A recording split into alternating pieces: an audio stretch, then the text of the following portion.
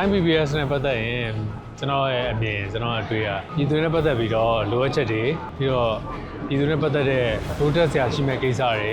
အရေးကြီးတဲ့အကြောင်းအရာတွေပြည်သူတွေဖြစ်နေတဲ့အခက်အခဲတွေကိုအများအားလေးလာစောင့်ကြည့်ပြီးတော့အကောင်းဆုံးပတ်မိုးပေးနေတဲ့ရုပ်သံလိုင်းတစ်ခုလို့မြင်ပါတယ်ပြီးတော့လူပညာရေးနဲ့ပတ်သက်ရင်ဖြစ်ဖြစ်ချော်ပေးနဲ့ပတ်သက်ရင်ဖြစ်ဖြစ်